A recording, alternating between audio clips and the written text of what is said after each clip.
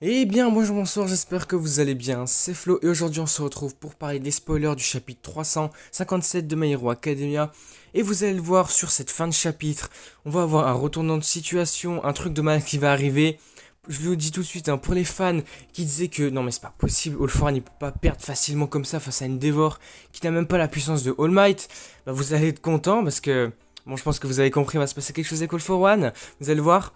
Du coup, avant que la vidéo ne commence, je vous le rappelle, si vous voulez me soutenir sur la prochaine vidéo, n'oubliez pas de vous abonner à la chaîne et du coup, c'est parti. Le chapitre, il va commencer directement avec la suite du combat de All For One et Endeavor. On voit All For One qui se protège de l'attaque d'Endeavor du chapitre précédent avec un alter de champ de force, une sorte de bouclier. Il dit qu'il s'en est fallu de peu, et même s'il l'avait déjà vu venir, il ne peut s'empêcher de se souvenir de son premier combat contre All Might. Il dit qu'un héros blessé est la chose la plus effrayante qui soit, et nous voyons une page entière montrant un Endeavor complètement enragé, concentrant son feu là où son bras droit devrait être. Bon là déjà cette page elle doit être vraiment impressionnante à voir vu ce que ça en dit maintenant. Le Endeavor enragé doit être dessiné, mais un truc de ouf. Si Horikoshi a fait les mêmes dessins qu'au chapitre précédent, l'image elle doit être vraiment incroyable. Par contre, un truc intéressant, on voit qu'All For One compare All Might à Endeavor, et j'imagine plutôt dans sa manière d'agir plutôt que niveau puissance, parce que ça n'a rien à voir. Par la suite, nous allons voir Endeavor qui va avancer vers All For One. On va le voir apparaître juste devant lui. On va voir qu'il est troublé par cette vitesse soudaine, mais qui en fait est due à Hawks. Il a envoyé des plumes pour propulser Endeavor comme ils l'ont fait dans leur combat contre le High End. Endeavor va leur former un énorme point de feu et il va frapper All For One avec son attaque Vanishing Jet Burn. All For One se retrouve complètement projeté au sol et les autres héros qui se trouvaient en bas sont complètement désorientés par l'impact du feu, car le plan de base prévoyait qu'Endeavor s'occuperait de lui dans les airs. Hawk se demande pourquoi il n'a pas utilisé le Prominence Burn et Endeavor répond que All For One s'était concentré plutôt sur la défense en activant son champ de force et qu'en plus de ça l'attaque Prominence Burn est une ressource beaucoup trop précieuse pour être utilisée de manière aussi risquée comme ça. Hawk se retrouve alors un petit peu surpris par le raisonnement qu'Endeavor a et dit qu'il s'est en fait calmé. Mais Endeavor dit qu'il est toujours aussi furieux contre All For One. Par la suite, nous allons nous concentrer sur un héros différent que jusqu'à maintenant, qui est Kamui Woods, donc Dieu Sylvestre. Il va leur voir que c'est All For One qui est en bas et va directement attraper les autres héros pour qu'ils puissent s'échapper. Cependant, on va voir qu'ils sont tous outrés car ils pensaient que c'était leur chance de faire équipe pour achever All For One. Mais c'est à ce moment-là que nous allons voir Endeavor subir une nouvelle attaque. Kamui va dire qu'ils doivent alors lui faire de la place et Endeavor va réussir à briser ce champ de force. Par contre là sur cette page j'imagine qu'elle doit être complètement hilarante. On va voir Endeavor commencer à traîner All For One sur le sol sur une longue distance. All For One va dire qu'il ne peut pas bouger correctement sans son masque et va tenter de toucher Endeavor pour lui voler son alter, mais celui-ci va alors tirer du feu de ses yeux avant qu'All For One ne puisse établir le contact. Endeavor va leur dire que ses mains n'existent que pour détruire l'avenir des autres. All For One tente de répliquer en disant que les mains d'Endeavor font exactement la même chose et il est d'accord avec ça.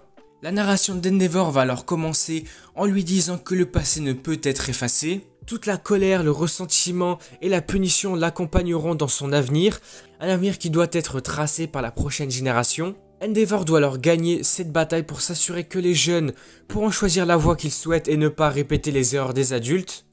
C'est alors que nous voyons une page montrant certains élèves adultes, puis Endeavor va dire qu'il accepte de continuer à être puni à condition qu'il sorte vivant de ce combat, car après avoir gagné ce combat, il doit encore s'occuper de Toya et encore de Shoto. La narration va alors se terminer avec Endeavor qui dit qu'il va continuer à se détester tout en utilisant son Prominence Burn à pleine puissance. Bon là vous voyez ça commence à devenir intéressant, c'est là que la chose la plus importante du chapitre va arriver. Donc après l'attaque de Endeavor, All For One semble avoir été complètement réduit en cendres. Endeavor confirme qu'il n'a pas eu la moindre régénération, et même s'il en cache une, son corps n'est pas aussi résistant que celui de Shigaraki lors de la précédente guerre. Donc en résumé, une attaque comme celle-là a été plus que suffisante, il est mort. Mais comme c'est écrit, c'est ce que Endeavor pense. Mux va alors le crier de s'éloigner du corps d'All For One. Celui-ci va leur reprendre la parole alors qu'il semblait être complètement carbonisé, demandant si les héros pensaient vraiment qu'ils s'étaient lancés dans cette bataille sans mettre en place aucun plan. Comme il le dit, ce corps était déjà jetable, il voulait donc l'utiliser pour tester quelque chose qui allait fonctionner à coup sûr selon lui. En fait, on va voir une page, bon je vais pas comprendre en quoi c'est lié avec ce qui va se passer avec All For One.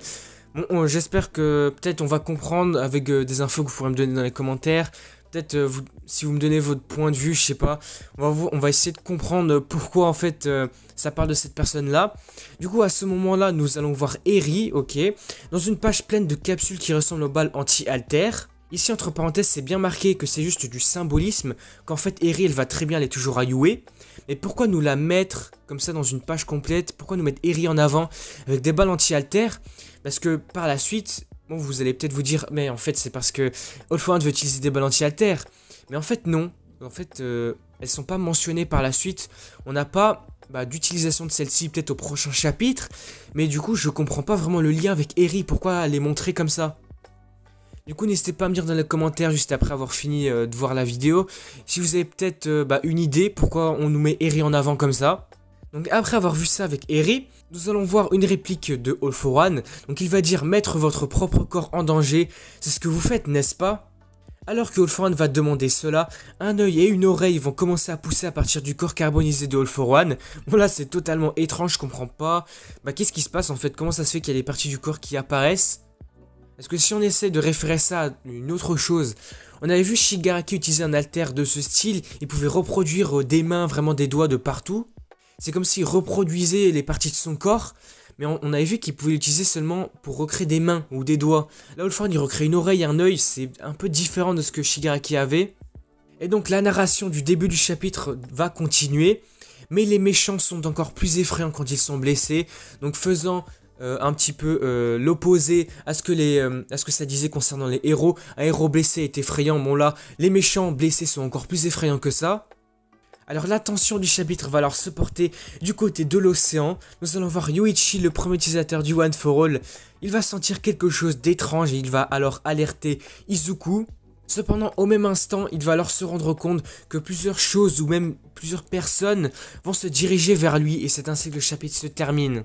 Bon, ici, ce chapitre nous laisse sur un suspense complètement fou. Horikoshi nous laisse tout le temps des suspens de malade, il est fait pour ça. Ouais, c'est vrai que là, on a un rebondissement mais incroyable du côté des vilains en fait. Pour ceux, comme je l'ai dit au début du chapitre, pour ceux qui pensaient que All For One allait perdre si facilement, il semblait que c'était vraiment complètement nul en fait que All For One allait perdre comme ça. C'est quand même le méchant le plus fort, le plus impressionnant de My Hero Academia. Pourquoi nous le fait perdre aussi facilement face à Endeavor? Mais finalement, on se rend compte que All For One n'est pas mort, comme on aurait pu le penser avec l'attaque de Endeavor. Mais du coup, qu'est-ce qui se passe en fait? Pourquoi nous avoir mis Eri en avant avec des balles anti-alter, etc. Et surtout, le plus intriguant, c'est qu'on nous fait réapparaître comme ça Yuichi, le premier utilisateur du One for All. Il va complètement alerter Izuku. Si c'est lui qui prend la parole, qui se met à agir, c'est qu'il se passe vraiment quelque chose d'assez effrayant. En tout cas, j'ai vraiment pas idée de ce qui peut se passer avec All For One. Est-ce qu'il avait préparé quelque chose? Bon, ça oui, c'est sûr. Mais en fait, je comprends pas vraiment qu'est-ce qui peut se passer. J'ai vraiment aucune idée de ce qui pourrait se passer. N'hésitez pas à me dire tout ça dans les commentaires. Peut-être vos idées là-dessus. Est-ce que All For One avait d'autres alters? On l'a vu, ce n'est pas des alters de type régénération.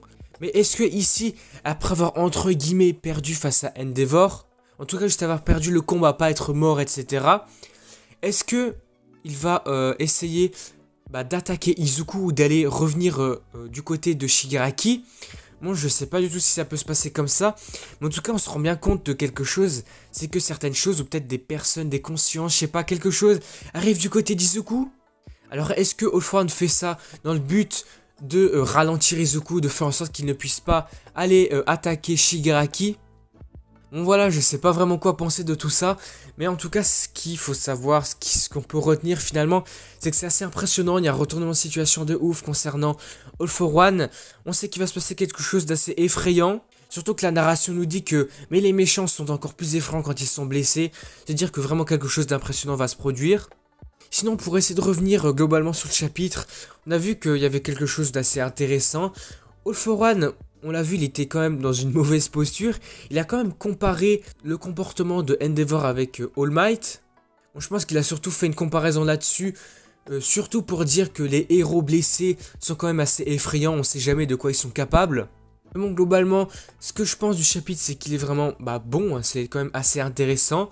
Mais bon, j'ai juste envie de voir ce qui va se passer la semaine prochaine.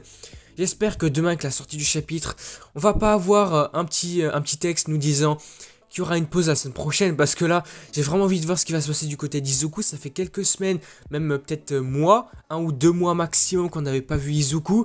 Là, j'ai vraiment envie de le voir, surtout qu'il y a Yoichi qui apparaît. Bon, ça me laisse quand même envie de voir ce qui va se passer. Du coup, on va s'arrêter là pour cette vidéo. Du coup, si elle vous a plu, n'hésitez pas à liker, à commenter, à partager. Et n'hésitez pas à me dire dans les commentaires ce que vous en pensez, qu'est-ce qui pourrait se passer du côté d'All For One. Et aussi notamment, pourquoi on a mis Eri en avant, comme ça sur une page avec des balles anti-alter. Du coup, voilà, on s'arrête ici. Si la vidéo vous a plu, n'hésitez pas à liker, à commenter, à partager.